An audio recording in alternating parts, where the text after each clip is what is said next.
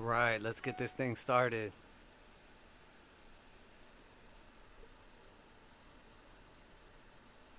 Welcome back to the channel, Crypto Trend Trader. Another evening live stream. Let me know in the chat if you can hear me coming through clear and everything.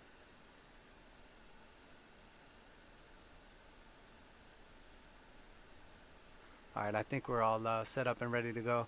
Also, let me know if you can hear the mic kind of like popping. I want to adjust where it's placed at, because I noticed in the last couple of videos it's like popping. So I lifted it up a little bit, hopefully to avoid that.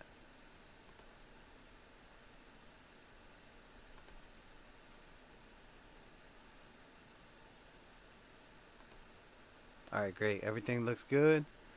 We are going to be looking at quite a few assets today. So I'm going to start with the 10-year and then go to DXY dollar index. And then we're going to go through our traditional SPY, Dow Jones, Nasdaq, XLE energy. Let me see what else we got here. Then we'll do gold, silver, NEO, Caterpillar, uranium, energy core, AG, ACB, Tilray. I'm going to look at Tesla, Zoom, PayPal, Alibaba, Apple, Pinterest. I think I got PayPal on there twice actually. And then for cryptos, I've got Bitcoin, Ethereum, Basic Attention Token, Dogecoin, Riot Blockchain, and then of course we'll check in on MicroStrategy and see how Michael Saylor's been doing lately. So just to get it started off here, let me know that you can hear me clear in chat if you don't mind.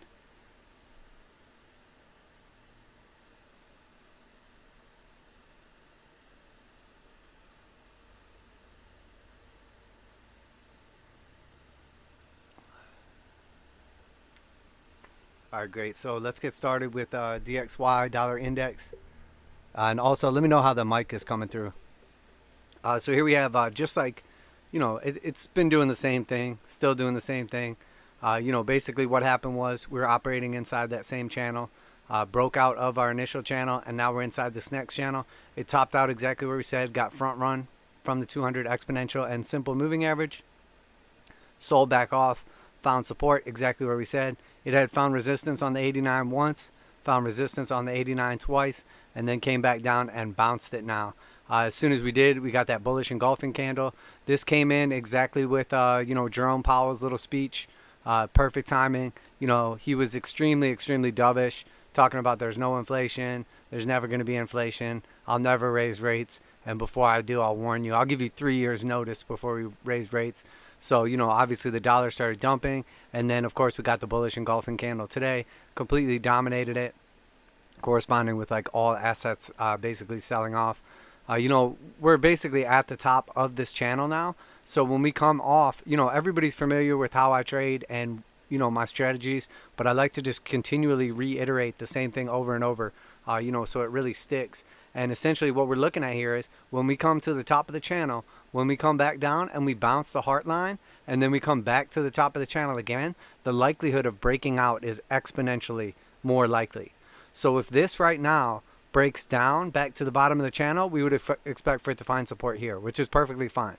But if we find support right here, and then we bounce this up and we hit the 200 exponential and simple here in blue, which corresponds with the exact top of the channel, we'll have put in a low, we'll have put in a high, we'll have put in a higher low, we'll have put in another higher high, we'll then put in another higher low, and then come up to the top here again, and it's going to look very likely that we break out of this.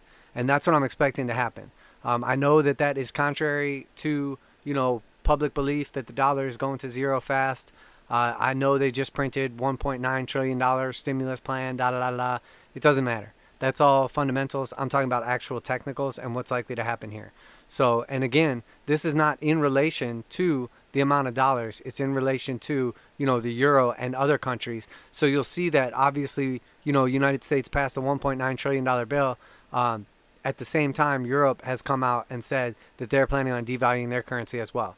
So in many ways, this is what people call like a race to the bottom. But that's basically all it is. It's we print a bunch of money, so everybody else has to print a bunch of money to make the balance stay in line. because if they don't print money, their goods are going to cost, or our goods are going to cost more, and then we'll be able to buy more of their goods with our dollar, because our dollar's worth less and there's more of them, so we can just turn around and buy the more goods too. So they have to then print their money to balance it back out. So, and now you hear China coming out and saying that they're upset, they don't like all this money printing that we're doing, et cetera, et cetera. Well, it's a big game. Everybody has sat down at the table. All these central banks have gotten together and said, look, we got to all devalue our money, but nobody go crazy. And now here we are, you know, basically taking advantage of everybody else. But we have to. The United States does not create enough goods. We're like basically a service-based economy. You know, we lost all our services because of lockdowns and everything. So we have to basically buy all our goods from somewhere else. And in the meantime, we give away all this money to try to stop the deflation. And then now that money has to go somewhere. So it goes into other countries' goods, which is why we have the most massive like import deficits like ever, or export, whatever you want to call it, deficit between imports and exports. So we're basically just buying a ton of goods and making none. So we have to print a bunch of money to stop the deflation. And then that money, instead of going into goods and services, is only going into goods because there's no services because of the lockdowns. So it's causing this crazy situation. And that is what's causing the dollar to still strengthen, even though they're making more of them. So I hope that made sense. Little rant to get the video started with. And of course, exactly what we said happened. Everybody was saying the treasury can't go any higher, the yields can't go any higher, they're done, they're not going to go any higher. Well, we gapped up to like 1.69 and then sold off, and then now here we gapped up again to 1.7. I think we made it up to 1.76. Yeah, we're sitting at 1.73. So just like I said a million times, way long time ago, we are going up here to 2.07. I'll see you very soon at 2.07, and that is our 786 of our fib retracement. Once we broke out of the channel, once we took out the 618, found support, that was our next target. This is all chopped through here, so I would expect to find resistance through this area, but there's no reason. There's nothing that's going to stop us. There's nothing has changed. This is a whole resistance area all through here. Once we broke into it, I would expect us to oscillate inside this region. So, you know, rates are going to rise up to just over 2%. People are going to freak out. Fed's going to freak out. If they don't step in and do something, markets are going to get crushed because money's not going to be free anymore, which it shouldn't be anyway, so it works out perfectly. So let's go ahead and let's start with our traditional markets. Everybody was saying they're breaking to new all-time highs. We're going to go, you know, to the moon. This is it. Everything's good. Well, exactly what we said happened. We broke down from the... I'm going to turn off our moving averages real quick. We broke down from the channel, from the little wedge that we've been creating, and everybody thought this is it. I said exactly what was going to happen. We're going to bounce back inside of the wedge and come back up and retest the top of the wedge and put in a new all-time high. That's exactly what happened. We came up to the wedge, put in a new all-time high, and got immediately rejected. That was our bearish engulfing candle today. Everyone thought yesterday after the Fed meeting that we were just going to run and prices were going to go to infinity. The reason that prices kept going up and the reason that crypto pumped is because everybody was getting their stimulus checks. All these people got their stimulus checks. You're not going to dump the market right before a bunch of money becomes available, because what's going to happen is people are going to buy it up once it goes down. Instead, you wait for the suckers to spend their new stimulus checks in the market, and then once all that money flows in, once it gets pumped into the market, then you dump it on their faces. And that's exactly what's going to happen. The same way that Jerome Powell is pissing on everyone and calling it rain, the market was just waiting to shit on everyone. So we'll see what happens. Can we find support here and continue to the upside? Definitely a possibility. We're paying attention now on the S&P to that bottom area, to that green support. Keep in mind, this is a massive pattern that we are operating inside of a channel that goes back like decades. So this little wedge that we're inside of, when we break out of this wedge, all we're doing is just returning into the channel that we've been operating inside of for like decades. So you see, we've been inside this channel forever, operating inside of it. We've broken out of it a couple times, but we just continue inside that channel. The same way, when we break down from this pattern right here, we're just going to break down to a various area inside of this channel. And even without breaking out of the channel, if we break down to it, it's a 20% move to the bottom of the channel. So we can break down to the bottom of the channel, put in a new higher high, markets are still bullish, or higher low, I'm sorry, markets are still bullish. We get a respectable retracement, over 20% drop from where we're at right now, and we don't violate this channel. We just continue to operate inside of it, and that's what I would expect to happen. In the event that something comes out, you know, Fed steps in with, you know, emergency, whatever, yield curve control, or, you know, extra whatever, this, that, and the other, maybe we break to the upside. Does not seem likely at this time. Seems highly unlikely, but, you know, until this breaks, we're not going to rule it out, because, you know, essentially we let the market tell us what's going to happen. We just pay attention to it and use the technicals. And what the technicals are telling us right now is there's a bunch of bearish divergence taking place. Look at this high right here on the daily. That was right here. So we got a massive high on the indicator oscillator, and that's our high. Then we have a lower series of highs, depending which one you want to go by right here. And look, higher high, higher high. And then we have this little itty baby garbage high right here. And look, once again, higher high. So we have, depending on how you look at it, 1, 2, 3, 4 points, or 1, 2, 3 points, however you want to look at it. But we have multiple points of bearish divergence on the daily, you know, on multiple indicator oscillators, depending on what you're looking at. You know, so the likelihood of essentially getting a sell-off and then continuing in the uptrend looks extremely likely to me right now. Okay, so let's go over to Nasdaq. So Nasdaq Composite, you know, basically same situation. You know, we basically have been operating inside of this trading range, you know, this channel, however you want to look at it. We broke down the first time, violated the 89 for the first time since our little sell-off back on the Rona March lows right here. You know, and we violated it and bounced it. But when we bounced it, we put in a lower high. You know, tech is obviously just getting absolutely shellacked right now. So what are we expecting right here? This is exactly what we said happens. It sells off, comes back, and puts in a lower high. Could it rally right here and then continue on up and then take out that high? 100%. Again, we let the market tell us what's going to happen, but most of the time we see it happening way, way ahead of time. And exactly what we said happened. We came down here to the bottom, bounced it, got just above the 618, got rejected at the 618. So now our next target, could we rally off the 382? For sure. 13,000? It's a possibility. More than likely, we would come back down to the 89 and, you know, get like another dead cat bounce off like the 12,800 range. But in all reality, we're probably going to take out this low right here and come on down to the 200 exponential and simple. And you'll notice, depending on when we get there, this is the exact region we would expect to come back and test. This is our 1, 2 triple top from before, and when we broke down through that triple top resistance, we would expect to come back down and find support, and that lines up perfectly with the 200 exponential and simple. So in my opinion, it looks like Nasdaq is going to be coming down to 11,900, maybe 12,000, somewhere right in that region. So looks very likely. You know, everything's lining up for it to happen. Again, is it possible we rally right here and continue higher? Yes, but what are we going to rally off of? A bunch of new money just came into the market. The Fed just had a meeting and we're selling off. We were already selling off, and, you know, it makes more sense that we continue to sell off than all of a sudden we just burst to the upside. You know, I don't see any reason it would happen technically or, you know, based on technicals or fundamentals. So Dow Jones is next. You know, this is what we were speaking about. You know, we basically had broken out of this massive channel right here, broke out of the top of it. What we wanted to see happen is continuation. We want to see it come back down, retest the breakout point right here, and then get continuation to the upside followed by a massive move. That's what we want to see happen for a bullish case scenario. What it looks like is going to happen right now is we're going to come back down and retest that 21 at like 32,167, and then we just have to play it by ear. But it looks like we're getting ready to top out right here, at least on the short term. We'll see what happens. You know, basically put in divergence once again.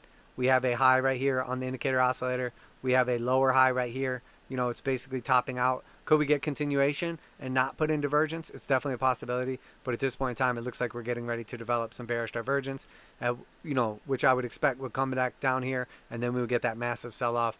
But really just take us back down to like 30,000. So maybe 10% sell-off. Not nearly as violent as you could expect from some of the other things. XLE, energy. You know, we spoke about this one specifically in the last video, and it literally did exactly what we said. You know, I basically said I was expecting it to top out right here and dump. And, you see, obviously, that's exactly what we did. We came back down, hit the 21. We got a massive bearish candle. We got the parabolic SAR flipped over to red. We got the hard sell signal. We exited the bearish control or bullish control zone. And you'll see right here, this is a perfect example too, why it's so important. Once we get that hard sell, we don't validate that signal until we exit the bearish bullish control zone. So here we got the hard sell again, and we exited the bullish control zone, and that is confirmation that we're going to sell off. Also here, you'll notice we never got 2 red histograms in a row. That's another thing that I always look for, is at least 2 red histograms in a row. So the next and final confirmation will be when we break down below this slope line and flip it over red instead of blue. So the slope has to be above the histogram, or the histogram has to be below the slope for that to happen. So typically what will happen is you'll find some kind of bounce right here, get like a little dead cat bounce, and then sell back off. It's possible we just blow straight through it. But once again, we're getting dangerously close to crossing over our moving averages. So, and this is ICLN. This is like the clean energy ETF. This one is, fundamentally looks great, right? 34.32 it topped out at the beginning of January, based on, Biden's new green energy initiative, down 35% since then, getting absolutely crushed, while most other energy is doing great. Obviously the XLE just topped out, but it stayed in a bull run that whole time, flipped over, and we're still expecting this to be bullish long term. Same with the clean energy ETF. Still expecting it to be bullish long term. But where are we at right now? We're at that 200 exponential and simple. So we want to see what happens here at that 200 exponential and simple. And then we want to see this act as support and get continuation to the upside, which is what I'm expecting to happen. Does that mean we can't come down to the 377 or the 528? Not at all. We 100% could continue to sell off. And depending on how you want to Fibonacci this thing, I notice over here too, Bitcoin is getting absolutely shellacked right now. I am short on Bitcoin and a couple other cryptos as well. Just a full disclosure, not financial advice. I'm not your financial advisor. Markets are extremely volatile. Please do your own research, trade responsibly. According to everyone else, Bitcoin is going to like 3.5 million per coin. So don't listen to me. So yeah, I would expect this thing basically to come down at least now to the 382. 382 would be just below 200 exponential and simple. About 1985. But I'll be looking to get back into this thing somewhere in the near future. We did exit the bearish control zone and get the hard buy signal. Last time we got it was back here. We sort of got it right here, but it's not a perfect signal. So, essentially could start taking advantage of this at any point in time. But the most important thing is we pay attention to the actual trend changes. So here we had previously gotten it with a little follow through, and then we clearly got that dump. And then this was like a trend change signal. We went from bearish here to bullish for that amount of time. Corresponded with the 8 and 21 cross back here on the daily. So here we have the 8 and 21 cross bearishly down, obviously just like we got right here. So we don't want to just jump right into this thing and assume that we're getting the bottom and try to catch a falling knife. So this could essentially be the signal we're looking for. But to me, it looks like a failed signal. It looks like this got our little dead cat bounce right here, and then it's failing and continuing down. So what I would expect to happen is come back down to the 382, move this indicator oscillator back to the downside again, put in some bullish divergence, basically have the indicator oscillator come down less low. Both of these come down, but not as low, and then have price action take out this low. That correspond with the 382. If that corresponds with the bearish control zone and a hard buy signal, I will re-enter this right at that 1996 range. If it continues to sell off or sells off and shows weakness and gets rejected by the 200 exponential and simple, I'll probably take profits or I get out of my position and then wait. May just continue to layer in if it looks strong. But there's a good possibility it gets down to the 0.5. But, really, long term, I'm bullish on this thing. So whether you get in at 1675 or whether we get in at 1975 is probably not going to make much difference, in the long term, especially when this thing's already down, what did we say, 50% almost? Not quite that much. Down 35% right now.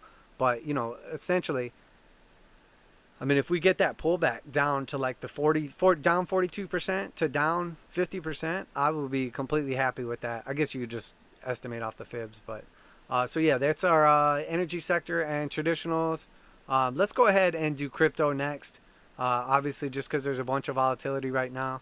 And what I was actually expecting to happen right here is I was expecting this to sell back off and bearishly engulf that previous daily candle. It didn't quite happen, but that's not a big deal. Also, don't pay attention to our fib count right there, or our Elliott wave count right there. I was not necessarily expecting it to completely top out right here. I was just paying attention to a couple things. But anyway, let's stay on the daily for a minute, and then we'll go to a shorter time frame. So exactly what happened. We came down here. We got our retrace of the previous wave. Came down, found support, took the long off this area, and then came up to the top, hit our massive Fibonacci target. That was our 618 extension of the previous bull run. So we hit it exactly to the T. Okay, and then what happened after we hit that? We came up here, sold off, back down, found support at the 21, exactly where we expected to find support. And then when we push back up, this is extremely important. I'm going to go to a shorter time frame for this, just so we can pay some close attention to this, and then I'll go back to the long time frame. I'm actually going to get this out of the way for a minute. So when we came up here, let's fib from the top of the range. I don't know why I didn't update this chart. I have it completely like charted out, shorter time frames and everything. When we came up here to the top and sold off to the bottom there, we basically bounced this all the way up and fell just short of our 786 target. Once we cleared through the 618 like that, it looked like we pushed up to it and then basically got rejected. And this just marched the price back down, built up strength, and then we got that massive breakout candle right there. And again, I'm going to go down to like a 1 hour time frame here real quick. You know, we got basically the same move happen twice in a row. We had essentially... And there's a couple ways you can draw this, but depending how you want to draw it, I'll draw it both ways just so we can kind of see. But essentially it looks like this to me. Something roughly like that. We're coming down here, got a fake breakout, failed, or just a failed breakout, push up again, and then failed again. Again, that's a throw over. Push the price up out of the area of interest, and then it gets thrown over, or again, rejected. I'm going to turn off moving averages again. So then we sell back off and hit our long trending line. And this is the exact one I spoke about in our previous video. I literally said we're going to sell off right here. I would expect up to a 10% dump and then a massive bounce. And look at that. This was our exact trend line we came down to. Came down to it the first time. Okay. Bounced it pretty powerfully. Back up. Got rejected by our white trend line right here. And you'll notice that when that happened, once again, if you were paying attention to this right here, once we broke out of that one right there, we broke out, came back down, got the retest, break, retest, confirmation, continuation. Rejected right here, came back down, found support at a higher low, and then you could easily take a buy off of that area as well, off the 236, off that long trending support line, off the higher low, off the divergence. If you notice from the low right here to the low right here, it's tough to tell, but got a powerful bounce, came up. You know, everybody got extremely bullish right here, but it just looked like we were testing key Fibonacci levels. I expected to make it at least to the 618, took some profits off the table, kept my running stop in, came up, fell short of the 786. I shorted it, came back down here, got that massive breakout, and the exact same thing happened again. It was just the same thing again. We started building basically this descending channel right here. As soon as we broke out of the descending channel on a shorter time frame, you could see it real clearly on the 30-minute, even the 15-minute, it was clear. But as soon as we broke out, we got the push up and we completed the algorithm. We did not make it to the 786.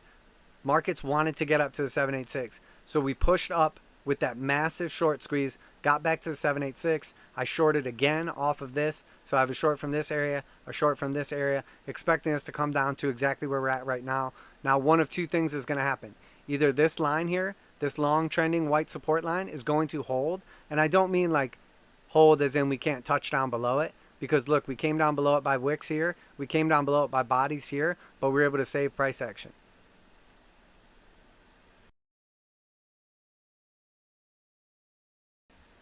So there's a good possibility we break down below this here, come down to the 236 and find support, and all we're doing is finding support at another higher low.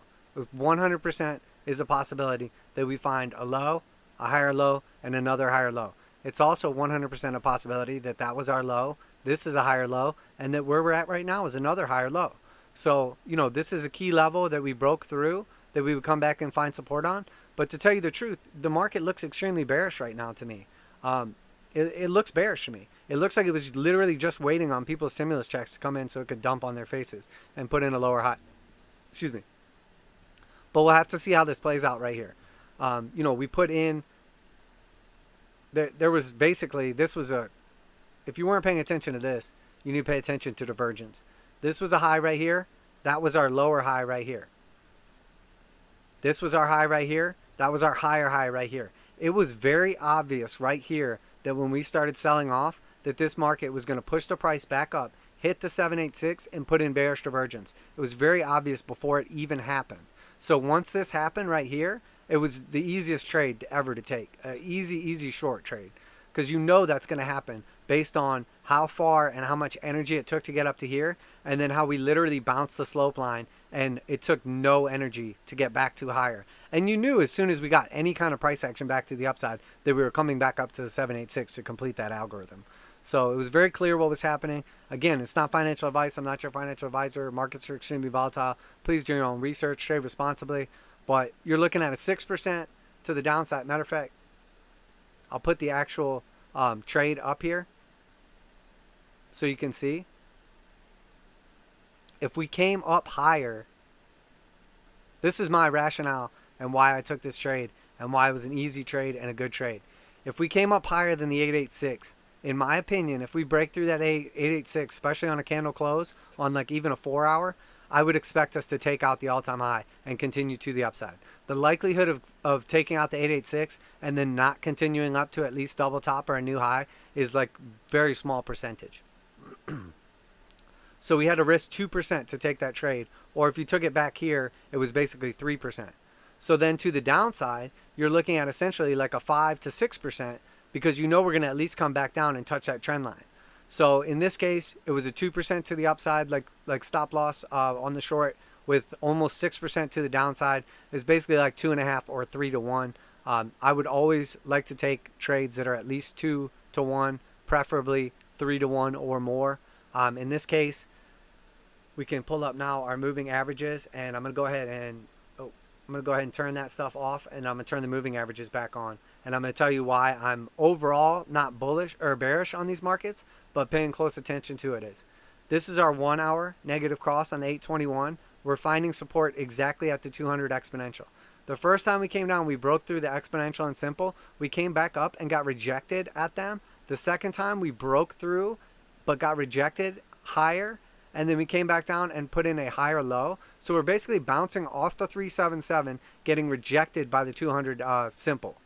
So then when we came back down to the 377 and broke through this high right here, you expect continuation to the upside. And then we started developing that channel, or basically like ascending broadening wedge. A wedge that is going up but getting broader. Okay, so matter of fact, there's so much junk on this chart. This is basically what we're looking at. The highs are getting higher, but the lows are getting higher by less each time. So the wedge is getting bigger as we move up. So when this sells off right here, this is our initial target. Our second target is the 236 right down here, which is also the bottom of this broadening wedge. So, as a matter of fact, I'm going to take that back off because there's just too much on this chart now. So that's what I'm paying attention to. So this is our first target already hit. I may take profits during the video. So if I have to take a break, I will. But honestly, I'm probably just going to wait until we get down to the 236. If it starts to look like we're going to move back up here, we are entering the bearish control zone. We could get a bounce like this back up, but I don't want to move my stop loss up to the 0.5 yet, because if we bounce, I would expect price action to push back up to the 0.5 at 57,341. Not really tradable. It's an $800 move back up. It's like less than 2%. But it's enough that if we take out the 0.5 and come back up, I do want to be out of this trade because I think it's likely that we will get continuation. Now, if we move back down here to the 236 and break down here, I will then move my stop loss to the 0.5 so that if we come back up to the 382 and touch the breakdown of this long trending trade line, that we would bounce that, come back up, find resistance, and then sell off. I don't want to get taken out of my trade. But if we break through that, like with conviction, and start continuing back up, it's going to just look like the third in this series of higher lows, and I would expect that continuation to the upside, probably take out this high right here, and then take out the all-time high. So that's what I'm paying attention to right now. So now let's turn these back off and pay attention to the moving averages. So we already got the cross down on the 8 and 21 on the 1 hour. Let's switch over to the 4 hour now. This is what I was paying attention to. We crossed the 4 hour up right here, crossed the 4 hour down right here, crossed it back up right here, and now here it looks like we're about to cross it down right here. So when this 4 hour ends in 3.5 hours, it's either going to probably stop at this 55 exponential right here, or it's going to stop at that 89. So I expect in 3.5 hours or whatever, price to either be at 56.4 or 55.2. So that's basically our 2 points of interest and like where we're taking our trade to essentially. So whichever happens after that, I would expect price action to move back up and attempt to stop this cross from taking place. So in order to stop the cross from taking place, price action has to get back above 57,293. So I'm paying attention to see, make it smaller at the lower left. Oh, is it blocking something important?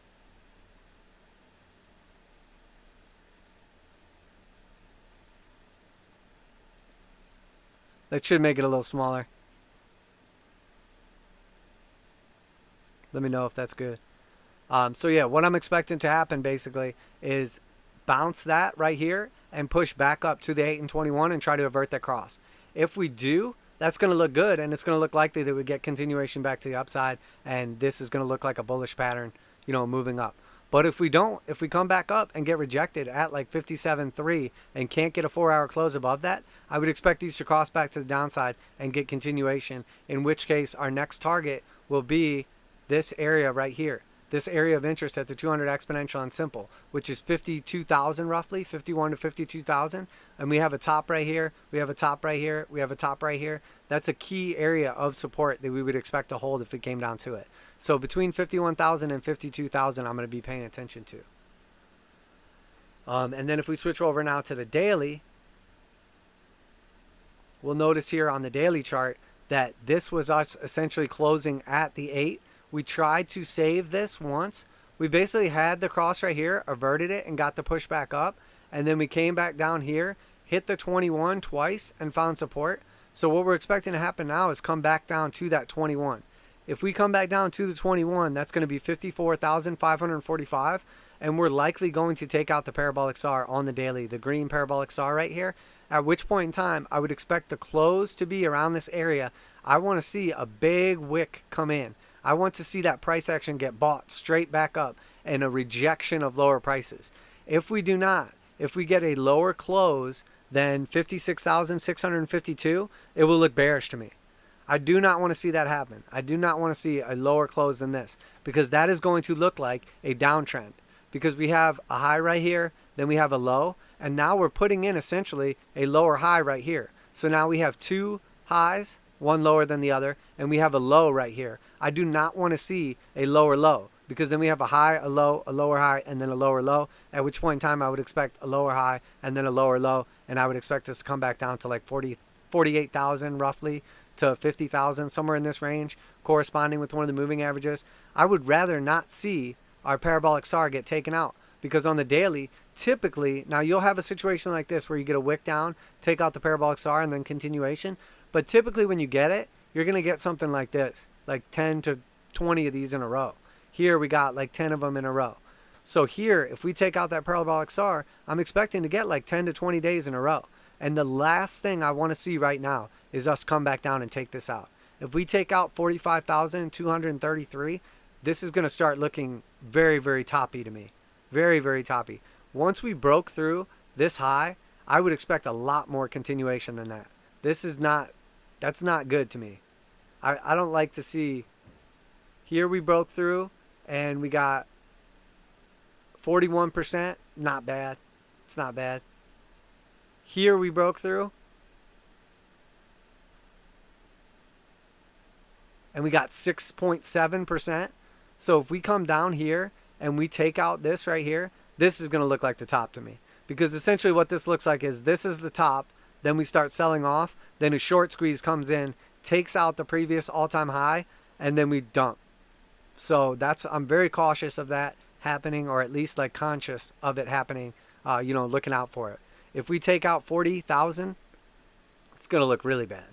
But if we sell back down here and we find support at like 40 to 42,000 right here, then we could easily get continuation to the upside and it's going to look good. But this is not going to look good right here on like an Elliott wave perspective, because there's a lot of ways you can look at this. But if you're going to look at this as an all-time high consolidation and then a 1, 2, 3, you want to see the 3 be bigger than the 1 almost always, or else we're going to have a tiny little 5. And, it's just not going to look good. So depending on how you're charting this, on how it looks to you so far, assuming that this was the top of a 5 of like a micro or of a macro Elliott wave structure, I would want to see this 1 be a lot bigger than that. Or the 3 rather be a lot bigger than that, or else this is going to look bearish to me. So we'll have to pay attention to what happens. But essentially once we close the first daily below 57,000, that doesn't look good to me, because we don't want to see this daily close below the last all-time high. The same way that this one found support above the all-time high, we would want this one to find support above the all-time high. So we need to be very careful in these markets right now that are extremely over-leveraged, and they're obviously extremely correlated with traditional markets, and obviously like fundamentally and technically being driven by this massive stimulus bill. It got to be very careful right here. This is extremely toppy looking.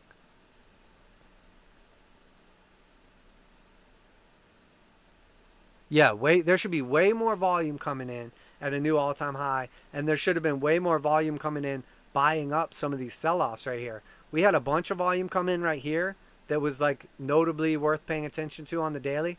We had a bunch of volume come in right here, the Elon Musk buy, and then essentially like breaking out of that descending trend line. And then, look at this volume. It's just dying off right here. And like if we take a trend line and just put it on the volume right here, we have a high right here. We have a lower high right here. We have a lower high right here. We have a lower high right here. We have a high right here. We have a high right here. We have a high right here.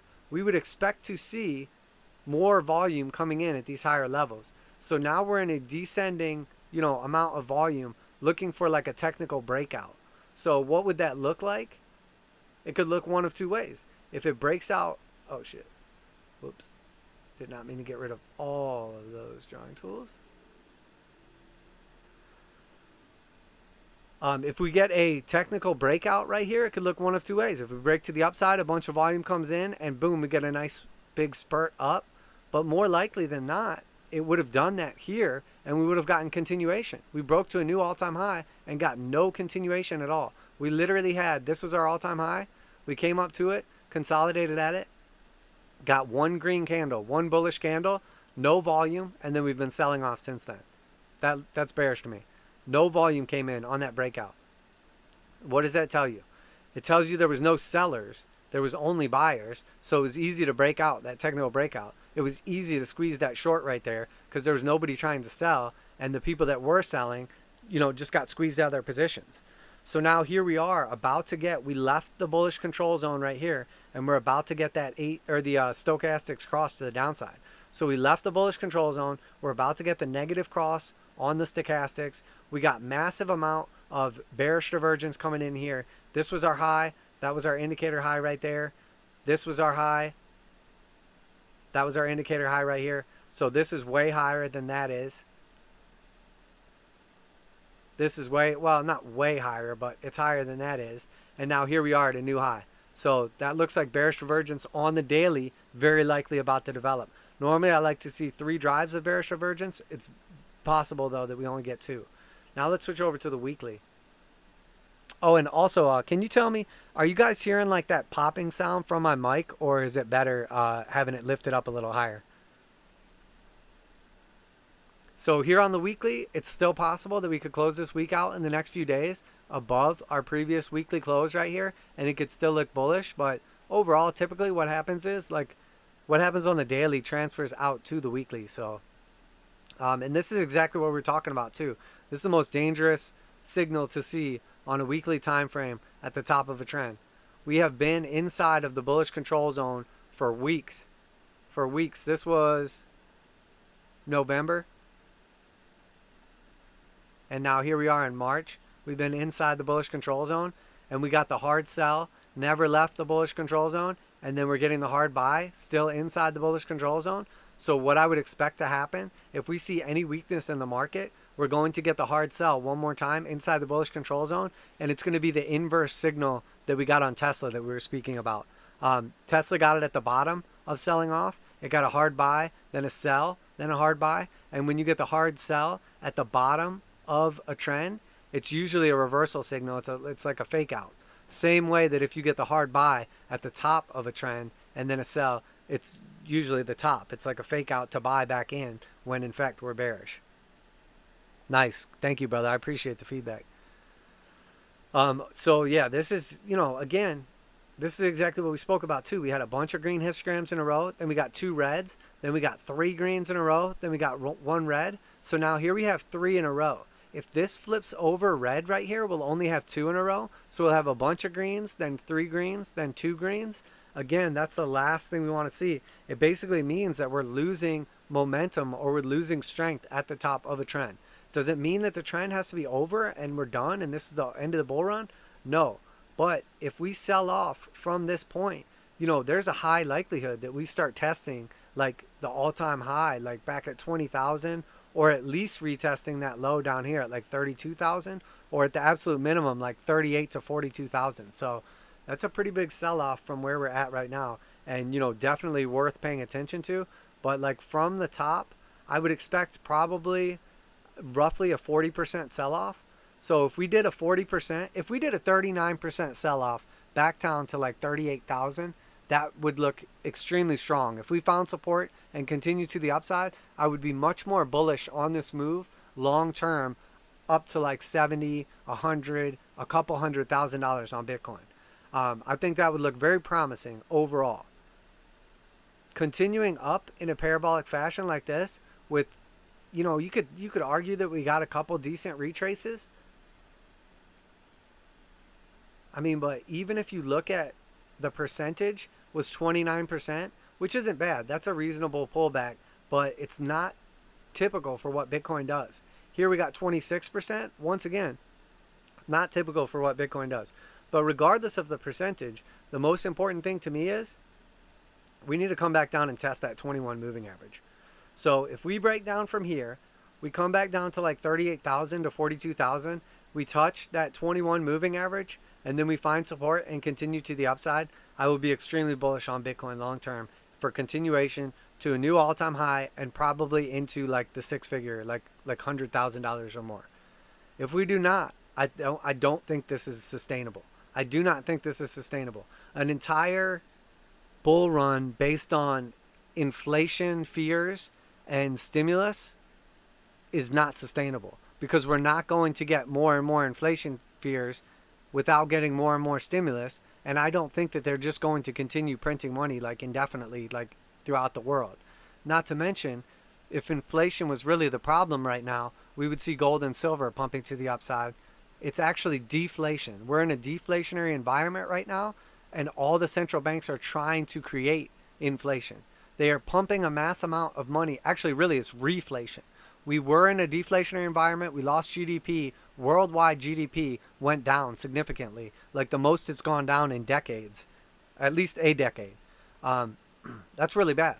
So they tried to reinflate the GDP back up for the world by printing a bunch of money and giving it to people to get them to spend it into the economy. So they're trying to reinflate. The air was let out of the balloon. They're trying to push the air back into the balloon. The problem is they have to try to push the air back into the balloon faster than it's coming out. And we're not back at, this isn't just a one-time event where there's a bailout and then everything's back to normal. There's still an ongoing pandemic right now, and people aren't manufacturing.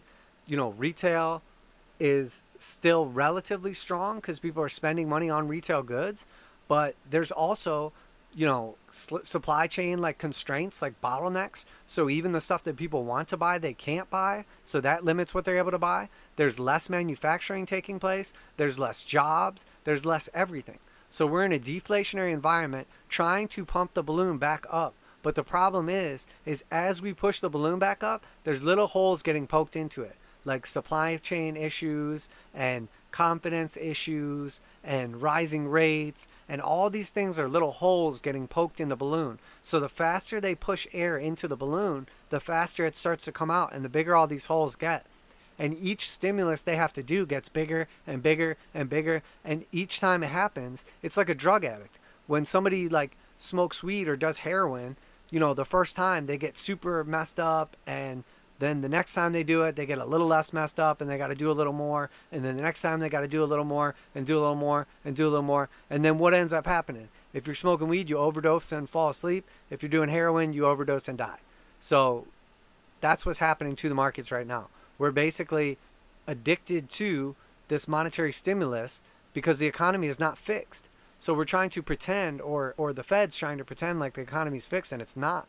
So we're continually like needing more injections to make us go higher, to even just stay high. But it's getting harder and harder, and we see the weakness, and that's why certain sectors are selling off. That's why, like, it's that game of musical chairs, where the longer it goes on for, as they pull away chairs, money's going to start concentrating into less and less of these like sectors, or less and less of these stocks or cryptos, etc. So what we're looking at now is that what's happening? Because we just got like a bit broadening of the general market. Everything came out of tech. Tech started selling off massively, and then we pumped into all these other assets. So now the question is, are people going to lose, like they got the gains real quick? Are people going to lose confidence now, and that money's going to go back into strong assets, back into like, strengthened area or smaller area as like the chairs start getting pulled out? So because it's very clear, I think, to the markets, as dovish as they sounded, and as much as they try to act like there's no inflation, there's definitely inflation, but it's not on the macro. GDP is still down, and even if it was up for the year, it's still down from where it would be if we didn't have a pandemic. But we do, and it's not. So as all these jobless claims are coming in, as all this stimulus goes out and it has less and less and less effect, people are going to realize that inflation is not the problem. Deflation is the problem. The Fed has for decades been saying that they want to get at least 2% inflation, and they're going to let it move to 2%. They're going to let inflation go to 2%.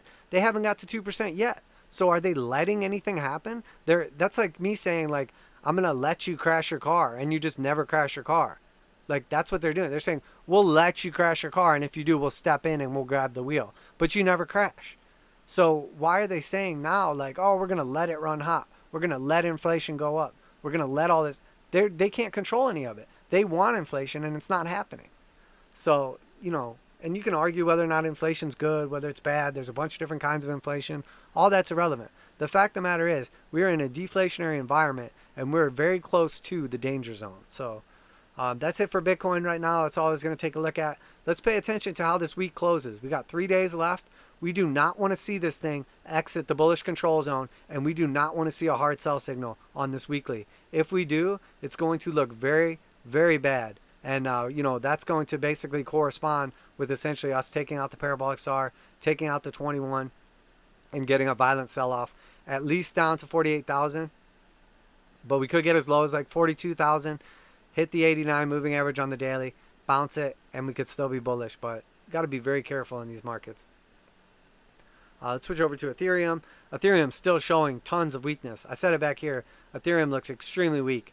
Got an all-time high right here. Sold back off, found support. Looked good from there. Lower high. Looks extremely bearish. Looks absolutely terrible. We got the cross at least down here. 821 cross to the downside. Got it back to the upside. We're getting ready to cross back to the downside. Again, Ethereum looks extremely weak. All the people out here saying $20,000 Ethereum. Ethereum's going to overtake Bitcoin. Let's just see if Ethereum can get back over $2,000 before we get crazy and start talking all that gibberish.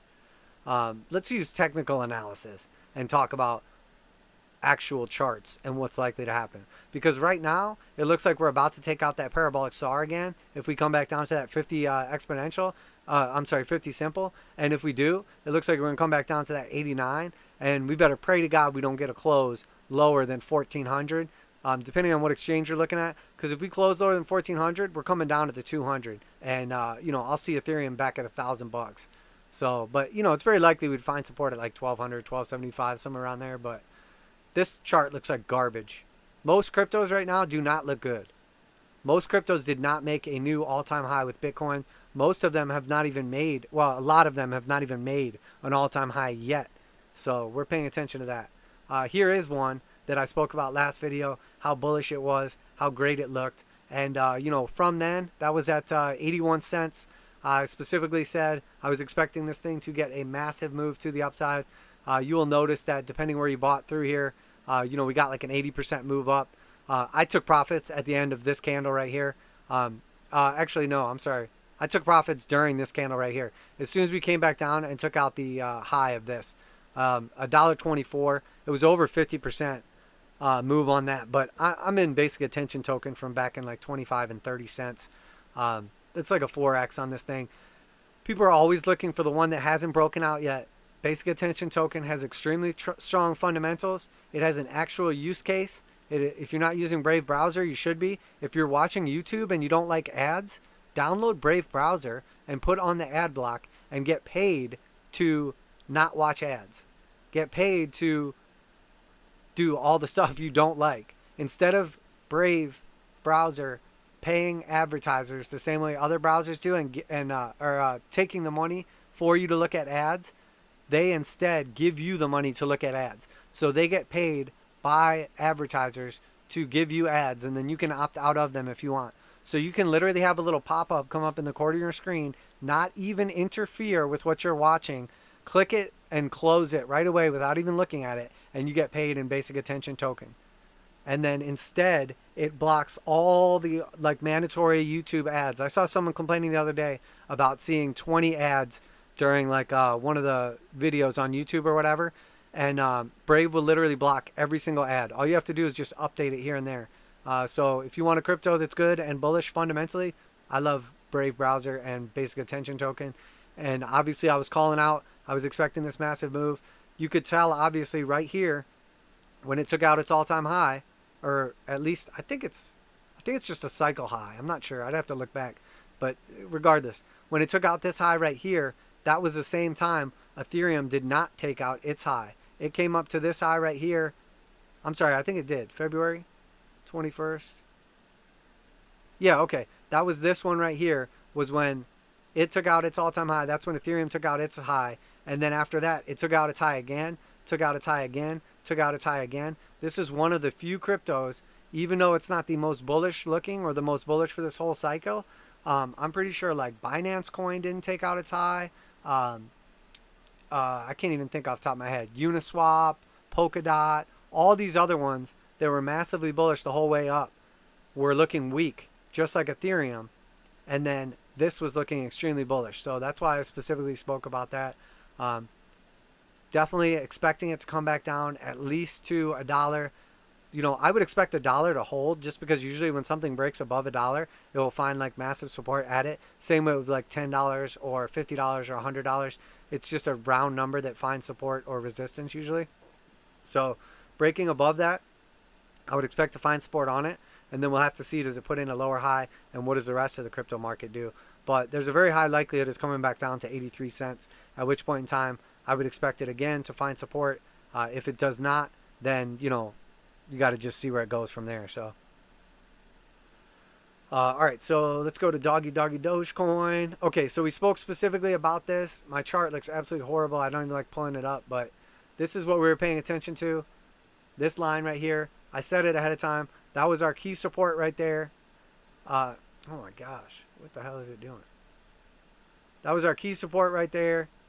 When it came back down from that support, I told you when it pumps back up, I expect it to get rejected again at that line, and it's gotten rejected slightly above it. So, I mean, we're on the daily right now. I don't know what the hell is going on with this chart, but that's, it's right at it. It closed right at it and got rejected. Closed right at it, got rejected. It is technically putting in a series of higher lows, but at 5.7 cents, until we get a confirmed candle close above the 6.2 cents, I'm not going to get bullish on this thing, because it's going to look more and more likely that it's going to break down from that 236 and come down to the 382 and hit our target, at which point in time, you know, it could easily find support at 3 or 4 cents here, but I think it's much more likely we come down to like 3.2 cents, somewhere in this range right here, at which point in time it would line up roughly with like the 200 exponential. You could maybe get bullish on this thing, but you got to be careful with this, man, because look at this. That could easily, there's nothing holding price up from 2.8 cents back down to 1 cent. So if we break down from 2.8 cents, you can bet your bottom dollar that we're coming down to a penny. So are you interested in something at 5.8 cents when it's likely to come back down to a penny? I don't think so. If we can get a lower low or higher low above 2.8 cents, if we get a respectable pullback down here to 3.2 cents, lines up with that exponential moving average, I will buy that and expect to bounce at least back up to the breakdown, possibly to new all-time highs. But this thing is starting to look very, very likely like it's going to come back down to either 2.8 cents or a penny. So maybe I'm wrong, but it could be getting ready to pull that GameStop dump. Riot Blockchain.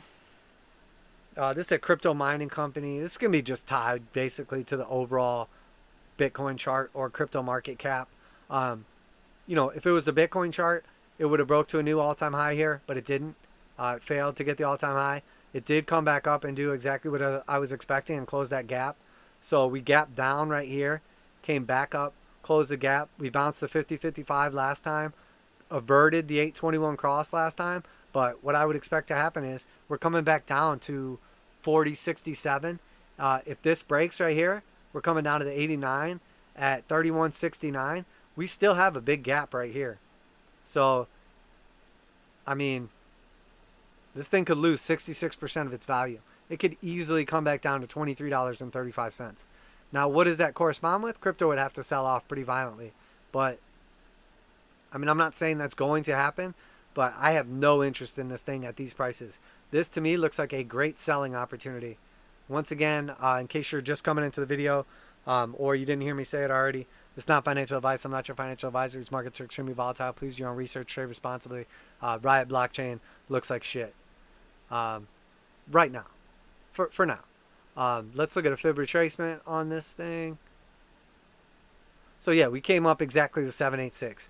Got rejected, got rejected, got rejected. I mean, that's enough rejections that if we take out 54.72, I would expect it at least coming down to $47. So could I get interested at $47?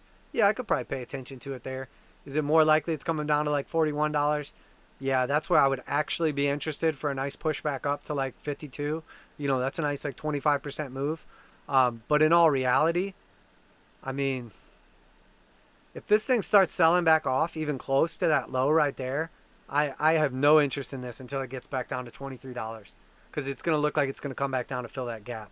And, you know, like I said, from where it's at right now, back down to $23, yeah, that's 60% move.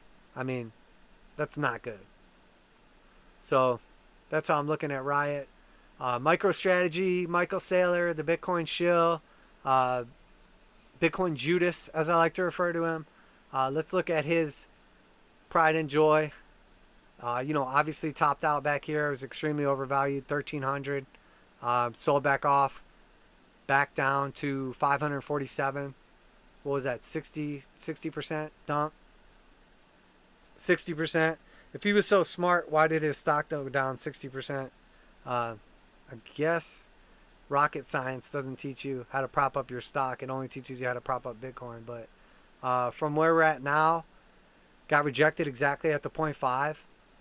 Came down, got rejected again hard at the 0.5. So what's going to happen now? We already found support at 786. We already found a wick at the 886. So are we coming back down here? I think we're coming back down to a lower low. I think we're going to break down to a lower low. I think this thing's going to 500, maybe 466, maybe 405. maybe zero. I don't know. I mean, they have to have an actual value because they own a bunch of Bitcoin. So I would have to figure out how much Bitcoin they own and then what the value of Bitcoin is at the time to figure out what the actual value of the company is. Because in my opinion, the actual stock is probably worth $100. So then you put how much Bitcoin they own compared to how many shares of their stock are, and then figure out the premium above $100. And that's how you can figure out how much MicroStrategy is actually worth. And I'm not going to do that because I don't really care. But, you know, look back at when Michael Saylor announced this. His stock was in a bear market at $120, and he announced all those Bitcoin purchases, and it gapped up to $134. Is it going to come back down and close that gap? Probably not, because they own so much Bitcoin. But if this thing starts dumping massively, or Bitcoin starts dumping massively, I know he says he's never going to sell his Bitcoin. He's just going to keep buying more, but things could change real quick if this thing does not find some support. If this does not put in a higher low and continue to the upside, this is going to start looking real bad real quick. And, you know, his stock is in a bubble. He turned it into basically an ETF for Bitcoin, which is also in a bubble, in my opinion. So if you have like bubbles on top of bubbles on top of bubbles, when they pop, that's how things get liquidated. In the last bear market in Bitcoin, even from the 14,000 previous high in this bull market from Bitcoin, companies literally got wiped out because they were over leveraged. And if there's anyone over leveraged in these markets, it's this guy right here. Michael Saylor, MicroStrategy, Bitcoin Judas. Can he bring down Bitcoin on his own by making stupid decisions? I don't think so. Is he helping though? The only thing he did was help our bags, people that already had a bunch of Bitcoin, pump up and let us get like in and out of positions at high levels. But if he doesn't sell any on the way down and we start going down, it's going to be a shit show, because eventually these companies can't just take massive drawdowns. You think these companies are going to take 50%, 75% drawdowns? You think they're going to take bear market 85% drawdowns? I don't think so, bro. Not and stay alive, because companies do not last when they take 85% drawdowns. People barely last when they take 85% drawdowns. If you don't think like stockholders are already dumping this thing, you're absolutely crazy right now. And look at that. That's like an all-time volume high right here, with an all-time high in the market. And look at what we have since then. Descending volume. You know, look at that trend line on volume just going down. If this thing breaks to the upside and the volume comes in accordingly, and we get like a break of basically like this trend line in volume, okay, yeah, maybe it keeps going to the upside. I could get like somewhat bullish again. It could come back up at least to like the 382 right here and get like that retest. But $900 maybe it comes back to. But not, you got a lot of people that are upside down in this stock right now because volume came in. You know, we're now basically back to what, February prices? I mean, I like to think that a ton of people didn't buy through this area, but you best believe this is half buying, and this is all buying right here probably. But we haven't seen a lot of sell volume come in. So if this thing starts breaking to the downside, we're going to see a massive amount of sell volume come in. So 90,000 Bitcoin as of March. Yeah, and I think the average price on his Bitcoin now, he's like averaged up. I think it's like 28,000. So 28,000 from where we're at right now, that's over a 50% drop. I don't think it's likely to stay in a bull market and have a 50% drop. Could we have a 40% drop or a 30% drop from where we're at right now? 100%. So if that happens, he'll basically be like flat or slightly up on a Bitcoin position that was like massively up. Because from his initial purchases at 10,000, you know, he should be up like over 6x. And then he buys again at 20,000, and then at 30,000, and then at 53,000. You really got to pay attention to the stock value, the amount of Bitcoin, and the Bitcoin value, because you could get absolutely stomped right now. What crypto am I interested in right now? Basic attention token is the most bullish crypto that I've seen. You know, I could scan a bunch of like shitcoin charts, but like I said, you know, BAT is by far the most bullish, because while Bitcoin was putting in a lower high, BAT was putting in a higher high. And I I think there's only, I think Cardano is one of the other ones. I do not like Cardano. I do not like Charles Hoskinson. I think the project is total shit. I think he's full of shit. But I believe Cardano broke to a new all-time high since this took place, if I'm not mistaken. So, you know, I guess you could say Cardano looks bullish. Anything that's putting in an all-time high while Bitcoin is selling off looks good. But the majority of cryptos right now are doing what MicroStrategy is doing. They're doing what Bitcoin's doing, and they're putting in lower highs. So that's not good. Does anybody want me to look at specific crypto while I'm here? Otherwise, I'm going to switch over to like commodities and tech sector.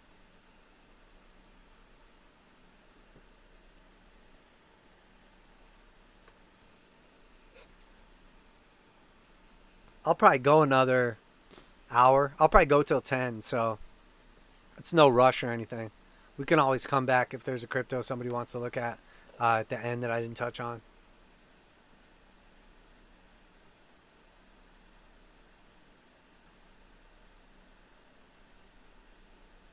But, you know, to tell you the truth, man, it's really hard for me to be interested in any cryptos at these prices.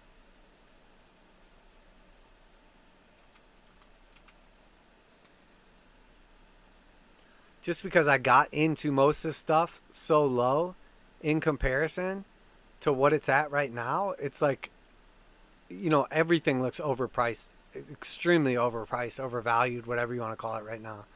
So, oh, I didn't even notice this. That's funny.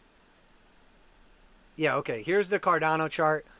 This is Cardano on Kraken. And look at this wick on Kraken right here. That just tells you how freaking thin these books are. I bet this is a 1 minute candle. 85.81% dump. I bet that's a 1 minute candle. I'm on the daily, but I guarantee you that was somebody just dumping a massive position in Cardano and it just stopped run down to zero. That's absolutely insane. But this right here basically tells you what I think of Cardano, just so you can see. But again, like I was saying, Cardano is one of the few cryptos that actually took out the high. And it didn't even based on a wick. It did based on a close, though. So, you know, it averted the cross. It still has a cross to the upside on the daily. So, you know, this looks more bullish than most other cryptos do, but it still doesn't look great. Yeah, look at that wick right there. Can you imagine? What if you're the guy who had resting orders like at 15 or 20 cents, though? You're like, log into your account and you're up 500%. Coinbase listing. Oh, did it get listed on Coinbase?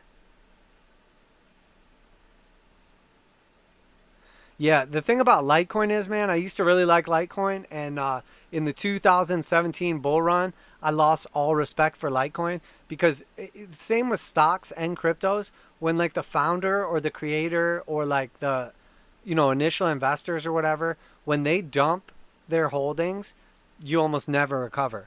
So when Charlie Lee came out and said he's selling his Litecoin at the top, I almost like don't expect Litecoin to ever get back to its all-time high again. So I haven't been bullish on Litecoin since then. I was bullish on Litecoin twice. I was bullish at the bottom at like, I think I bought most of my Litecoin between $20 and $23. But I sold out at $175, and then I got bullish, and it led crypto basically out of the bear market. And then I got bullish again once on Litecoin at like, I think it was like $50 again. But I got back out of it at like 200, 210. So I have no interest in Litecoin. I don't think it will ever take out its all-time high. I mean, unless something actually changes like fundamentally with it, I don't think it has any technicals. And I mean, there were so many people in the Litecoin cult before, and in 2017, they still stayed in it all through 2018, all through like 2019, and most of the Litecoin culters like left the cult. So if you got a cult and the cult leader quits, and then nobody else steps up to take over the cult, like, and then the whole cult just starts quitting, like, they don't want to quit, man. They want the Kool-Aid. If nobody's there to give them the Kool-Aid so they can all die together on the cross, like, I mean, it's a dead project as far as I'm concerned. I mean, it's been around for a long time. It has a big market cap, but how many bull runs are you going to go without putting in a new all-time high before it just is a dead heartbeat. So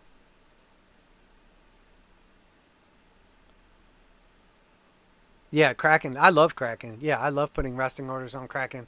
I mean, there's like, it has pretty good like liquidity overall. But when something like this happens, like on the Ethereum dump, it dumped down to like $800. I bought Ethereum for $1,000 and it was back at like 1,400 like 10 seconds later. So, but it's dangerous, you know, obviously if you're not right at your computer or you don't have resting orders in like low, you could get absolutely wiped out. So it is dangerous, but it's also one of the good exchanges, honestly, in my opinion, to trade in the United States. I hate Coinbase. It goes down every time there's something useful. Kraken has its issues. I don't like the Gemini twins. So I have limited options, and I don't like decentralized exchanges. Like, the idea of it is great, but in my opinion, they're just junk. Because there's nobody, who are you going to call when something goes wrong on a decentralized exchange? There's nobody. So I trust my money to a decentralized system, but not to a decentralized exchange. I would rather pay fees and have an actual like business and people like behind it, like functionally. But, you know, again, it's personal preference. Like, it's different too. If you're trying to like launder money and you don't want to do like KYC and stuff, there's benefits to like all that stuff. But if you're paying your taxes and, you know, you're legitimate, it's just not, there's no reason to use it. And Coinbase is total crap. Coinbase shits on their people. They go down whenever there's like high volatility. You know, I've had so many issues with Coinbase over the years. I won't even use them anymore. Absolutely cannot stand them. They do nonstop insider trading. Like, every time before something gets a Coinbase listing, nobody's supposed to know about it. It gets a massive pump, and then you hear like 3 days later that it's getting listed on Coinbase. It's literally like inside trading to a T.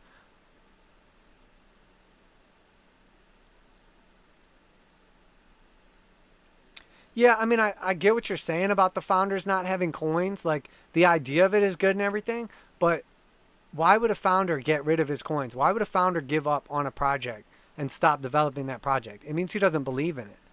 Like, you should never get out, in my opinion, because it shows your loss of interest or your loss of confidence. So I get what you're saying, but at the same time, when the founder comes out and says, I'm dumping my position, yeah, I never built a Binance USA account, and I didn't have a Binance account before that. So I've never really dealt with Binance. I had some buddies who did,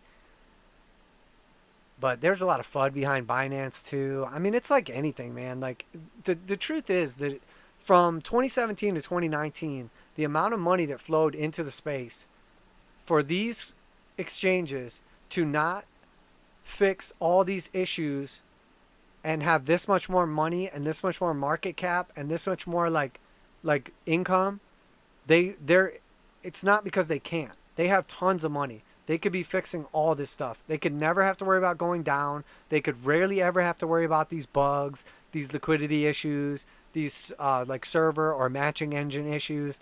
But they don't care. They're making money hand over fist, and they're doing nothing to upgrade their system. Not to mention, Coinbase used to have like 0% maker and taker fees. Like, if you put a resting order in the books, your market maker or taker, they raised it to 1%, not even 1/4% or 0.5%. They raised it to 1%. I'm talking about Coinbase Pro or GDAX. Like, that's total trash. And then they lowered it for people that trade over $1 million in volume.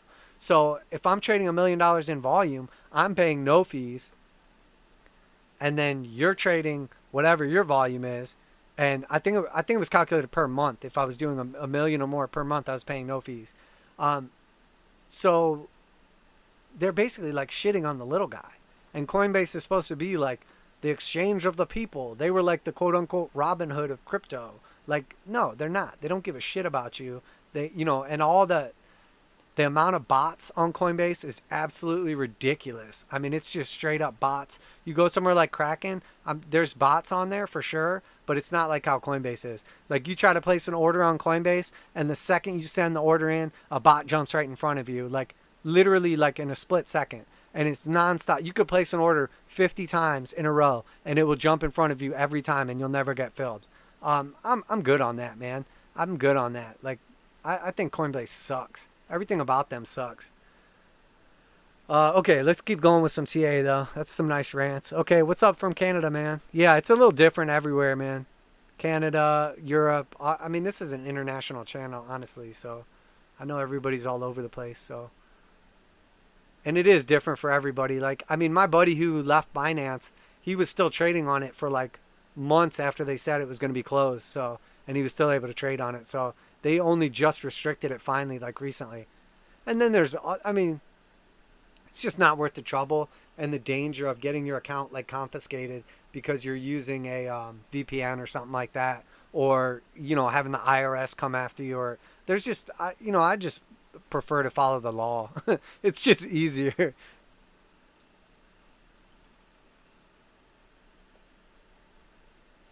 All right, let's check out Goldilocks. Doing exactly what we said. Bounced the bottom of the channel, hard buy, made it up to the heart line of the channel, made it up to the red descending trend line right here, made it up to the 21 exponential. Those are our three targets we said. The heart line of the channel, the 21 exponential, the descending red trend line.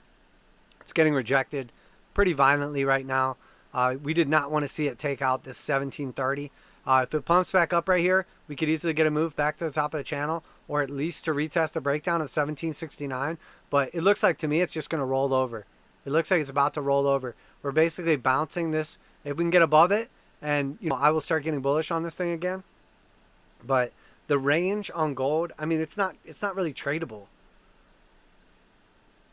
I mean, that was like a 3% move from the bottom of the channel. So even if it goes to the top of the channel, it's like 7%. So I'm really looking for it to leave this range until it breaks out of the orange channel right here, which is either a break above 1800 or, a break below like 1600s or whatever. I'm just, it's more just like me watching it. My next real target for gold is still down here, 1600. After that, 1475. And the absolute worst case or best case, depending on if you're a buyer or a seller, is that breakout of 1357. I don't think it's going to go back to this, but if it does, that was extremely, extremely strong support right there. When we broke through this 1350 range is when I got bullish on gold and, made massive purchases when we broke through that. And if we get back down to there again, I would be a massive buyer once again. But, what are we looking at? Basically something like this.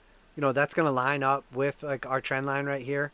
I think I drew this on the weekly, so it looks kind of funny on the daily, but down here, I'm looking to buy gold at 1600. I'm really looking to buy gold at 1475. Massively bullish on gold long term, but this is one more perfect example of proof that inflation is not the problem. There is no inflation. If there was inflation taking place, I mean, there's micro-inflation on goods, but it's because of bottlenecks. It's because of supply issues. It's because of market shifts to where, things are going up in price because more people are buying the same things because they're not spending their money on the things that they have been spending their money on for the last like 20 or 30 years.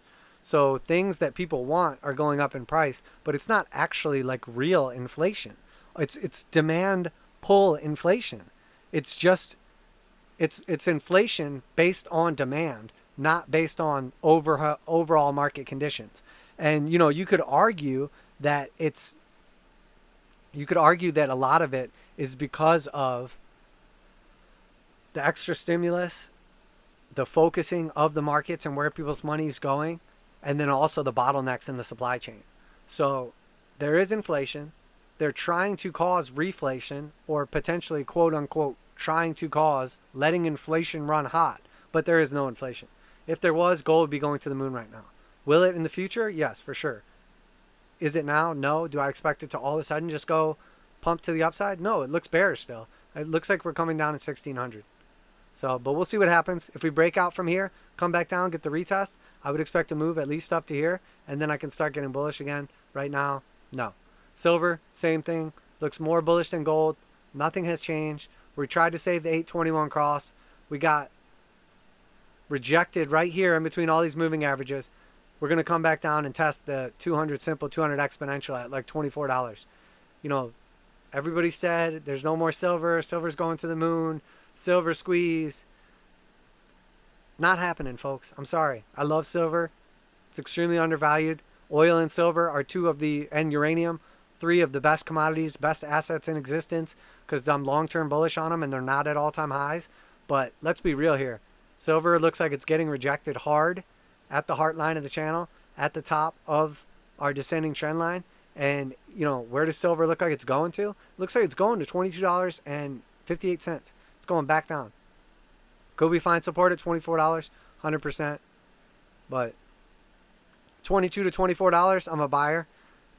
At this price, with massive premiums, not interested. Oh, and exactly what I said happened with silver also, real quick. Mike Maloney, goldandsilver.com, they got those 1 kilo bars in, and they're like $3 over spot or $3.50 over spot. They took COMEX delivery. And then also, they have now where you can buy 1 ounce of physical silver held in their vaults, and you can take delivery on it whenever you want without having to be registered with the COMEX or anything like that, straight through goldandsilver.com. He arbitraged the difference exactly like what I said and brought the premiums down. I believe the premium was $2.10. So premiums are still like $5 on physical silver. He's got them down to $2 on his site. So all you do is you can right now buy from him. They keep it in the vault for you. It costs you like nothing for them to hold it. And then when the premiums come back into line, no matter where the price is at, whether the price is at $30, $10, or $50, you can then, when the premiums come back down, you can take physical delivery. And if you want to buy Eagles, but you really just bought like the 1 ounce fraction of the 1,000 ounce bars, that's perfectly fine too. You just pay the difference of the premium. So if the premium right now is $2 and it's $10 on Eagles, if in the future the premiums come down and they're, you know, $2 on everything and $7 on Eagles, you just pay the $5 premium, the difference between the premiums, and you can get physical delivery of Eagles. So, I mean, there you have it. He solved the problem. He made the markets more efficient. Exactly what I said happened. Absolutely beautiful. I have mad respect for that man.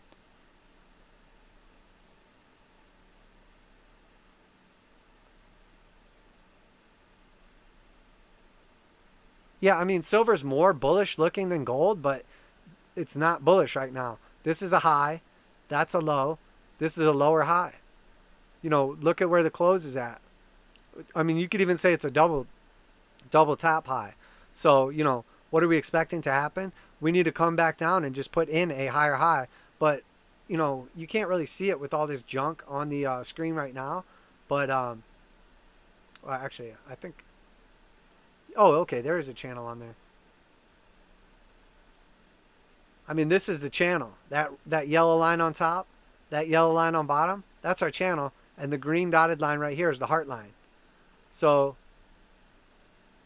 we're just operating inside of a sideways channel right now. We came up to the top, came up to the top, came down to the bottom, came down to the bottom. So the most likely thing to do when you're trading a range is come back down inside the range. So maybe if I change the color, I don't know if that's going to help. There's so much junk on this silver chart, it's like impossible to make anything visible because I have all these fib levels in. But I mean, I'm massively bullish on silver in the long run. You know, exactly like when we break out from here, we're going to break right out to like $33 to $35. And, you know, I've showed my silver chart many times before, but, you know, silver is basically in the biggest cup and handle pattern of all time, like in all existence. This is back in 1980. This is back in 2001. So this is a cup right here, and then we're forming the handle right now. The part of the fundamentals of a handle is you put in a giant rounding pattern and a double top, which we did, and then you put in a downward, like descending channel, and that's our channel right here. And then you break out of the channel, retest the breakout of the channel, and then you put in a rounding pattern back up to the top. And then when you break through that top, which is $50, so we have a top at 50, a top at 50, eventually we'll get back up to 50 again. And then when we break that top at 50 for the third time, that will be the cup and handle confirmation breakout, and that will take us up to our first target, which is $92. So is it, I mean, when we break out of this pattern, it's going to go to $92, but this is a 40-year pattern. You know what I mean? This is going back to 1980. So, I mean, if you were banking on this pattern breaking out anytime soon, it could take forever. It could happen in a year. But regardless, I mean, my target is $90. And if you want to be real, my actual target is the 1.618 of this pattern right here. So my actual target's $123, and my real long-term target for silver is $516. So it sounds crazy. It's at $25 right now, but I think silver will easily 20x by the end of either this commodity bull cycle or the next commodity bull cycle, which again, you know, depending when you're looking at it, you could say the bull cycle started back in like 92 and then ran up to, you know, 2011.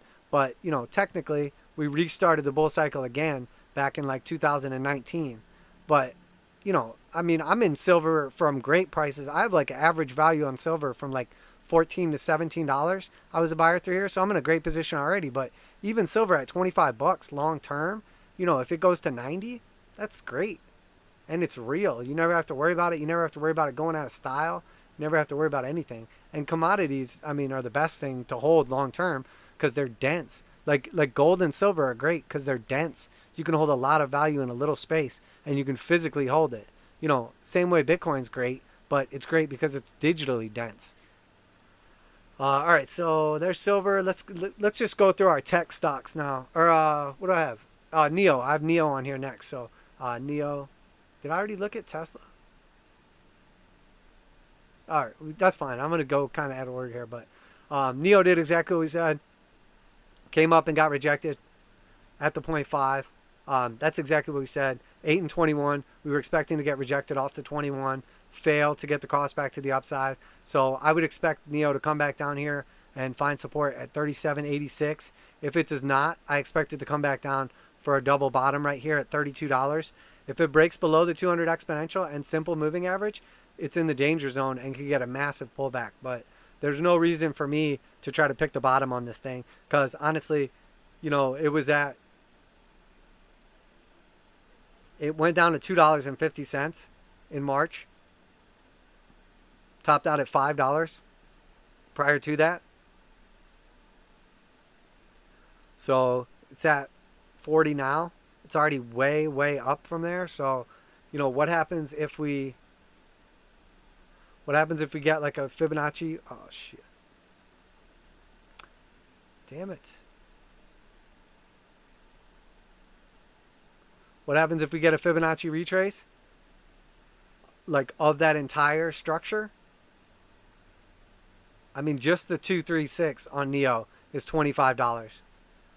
If we get a 382 retrace, which looks likely, $14.50. I mean, again, I'm not saying we're going to go down there, but there's too much downside risk right now for very little upside potential, in my opinion, on this. We got to see what happens. Does it base out above the 200 exponential and simple, or does it sell down below it? Because if it sells down below it, I'll pay attention to this thing when it tells me to, but not anytime soon. Caterpillar still looks great. One of the best overall stocks fundamentally and technically. You know, if infrastructure plans coming in, which I'm still not sure that's going to actually pass. We'll see how that works out. But, you know, Caterpillar looks good. All-time highs on this thing. You know, my target is a 1.5 short term, $245. It's already at $230 though. So, but my actual target is $266. So we'll have to see what happens with this. It's showing a little bit of weakness here at the top, but you know, it's one candle of weakness. We could easily sell back down, retest the breakout as support back here at like 223. It's only $7 down though, 3.5% to get back to that. But you know, I wouldn't expect it to go any lower than 200 anytime soon.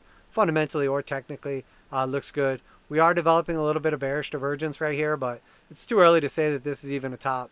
We could easily just pop right here, find support, move back up. So, but again, I'm bullish on this thing long run, and the chart looks good too. UEC. Everybody was asking me what I like, what I'm bullish on not too long ago. I was telling you all about uranium. UEC is one of my personal favorites. Just had a massive pump. I took some profits. When we broke through $2.58, I was expecting a big push up here. I took profits at, I think it was like I can't remember where the market closed. I think I took profits at 340 right before, but I think the market closed at 320, but it was up here at like 365. But it was a massive day for this stock. I don't know what sent it up. I have no idea. Yeah, it was up like 35% over at one point in time on the daily. But, you know, that sell-off, I would just expect it to come back down to the previous high. I'm expecting at 257. I'm a buyer again on this at 257. Actually, not all-time high, but cycle high. But, you know, we just got rejected at that previous top right there, which is what we're expecting. But I'm a buyer back here at 257 short term, but realistically, I would expect it probably to get back down to $2. Optimistically, I'd like to see it come back down to $2. I'm extremely bullish on uranium. I think it's very likely that what we saw happen right here is, I think we very likely saw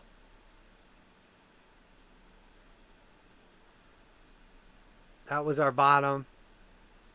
I think that was our wave one top right here. And then we came down to the 382. And then I think we're getting ready. I think that was our wave two, or wave three right here rather. And then we'll come back down to like the 382. So I think about $2.10.